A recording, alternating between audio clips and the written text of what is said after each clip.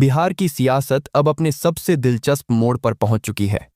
आज हम जानेंगे कि पहले चरण की 121 सीटों पर जनता का मूड आखिर किस ओर झुक रहा है। क्या नीतीश कुमार की पकड़ अब भी बरकरार है, या तेजस्वी यादव की लहर इस बार सबको चौंका देगी, या फिर प्रशांत किशोर और ओवैसी का फ्रंट इस बार कुछ नया कर दिखाएंगे।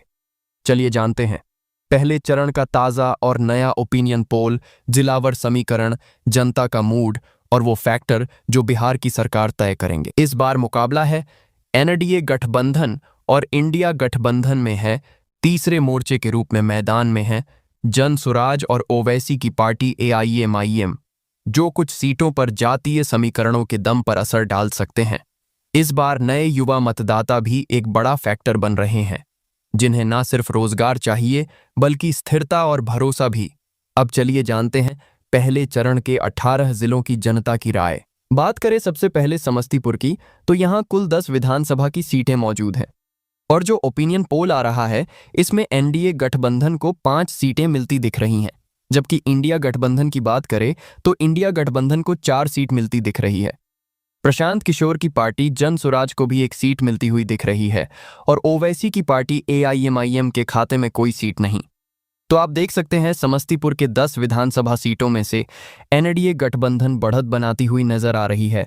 ओपिनियन पोल के मुताबिक एनडीए गठबंधन को एक सीट ज्यादा मिलती हुई नजर आ रही है। अब इसी के साथ हम बात करते हैं सारण जिला की। तो सारण में 10 विधानसभा सीटें आती हैं। सारण के 10 विधानसभा सीटों का सर्वे देखें तो यह देख सकते हैं कि एनडीए के खाते में 4 सीट मिलने का अनुमान है, जबकि इंडिया गठबंधन की बात करें, जो कि कांग्रेस पार्टी और आरजेडी का गठबंधन है, उसको यहां फायदा देखने को मिल सकता है। 6 सीटें इंडिया गठबंधन के खाते में जाती हुई नजर आ सकती हैं। प्रशांत किशोर की पार्टी जन सुराज की बात करें तो यहां खाता खुलता नजर नहीं आ रहा और ओवैसी की पार्टी एआईएमआईएम का भी खाता खुलता नजर नहीं आ रहा है।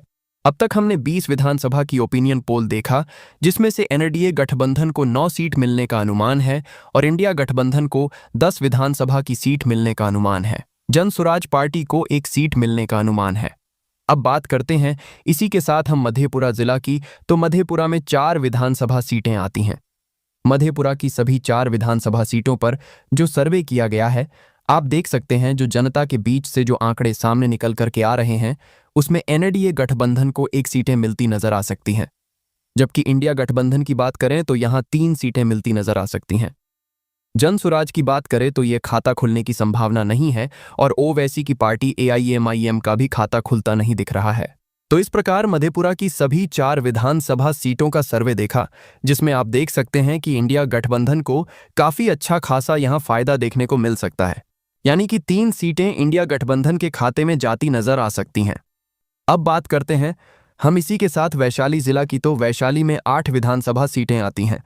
वैशाली की 8 विधानसभा सीटों पर सर्वे देखें, जो जनता के बीच से आंकड़े सामने निकल करके आ रहे हैं। देख सकते हैं कि यहां एनडीए को 3 सीटें मिलने का अनुमान है, वहीं इंडिया गठबंधन के खाते में 5 सीटें जाती नजर आ सकती हैं। जेएसपी और एआईएमआईएम की बात करें तो यहां खाता खुलने की कोई संभावना नहीं दिख रही है।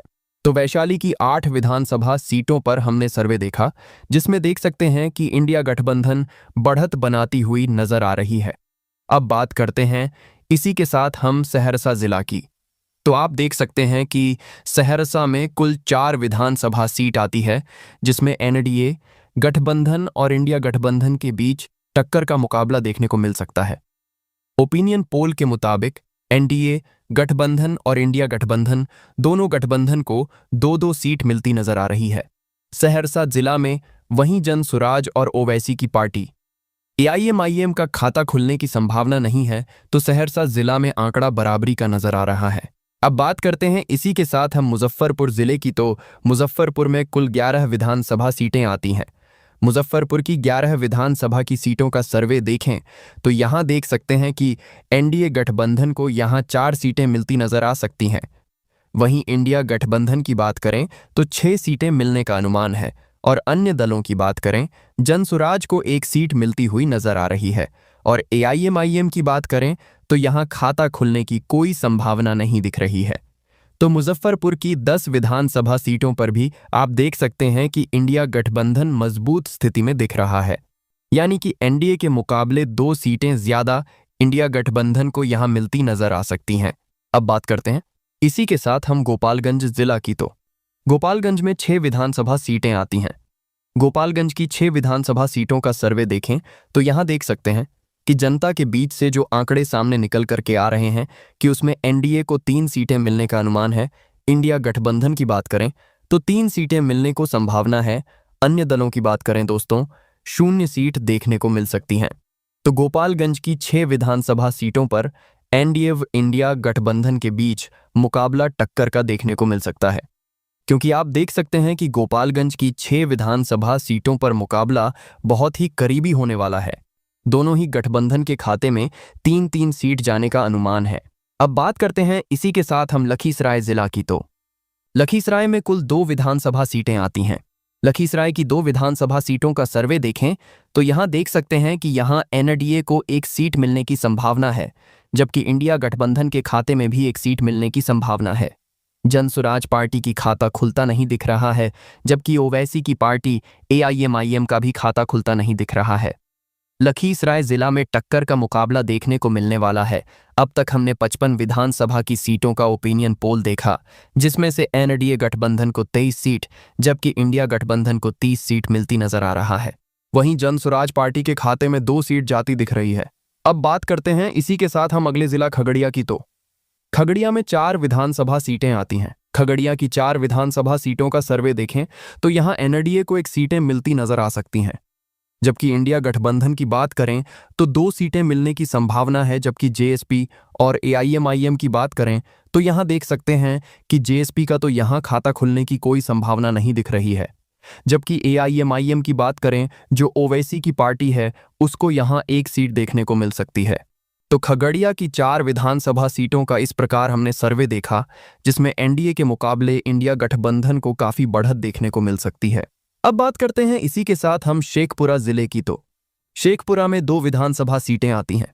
शेखपुरा की 2 विधानसभा सीटों का सर्वे देखें तो यहां देख सकते हैं कि एनडीए को 1 सीटें, जबकि इंडिया गठबंधन की बात करें तो इंडिया गठबंधन को भी 1 सीट मिलती देखने को मिल सकती है। जबकि जनसुराज और एआईएमआईएम का खाता खुलता नजर नहीं आ रहा। शेखपुरा जिले में आंकड़ा बराबरी का नजर आ रहा है।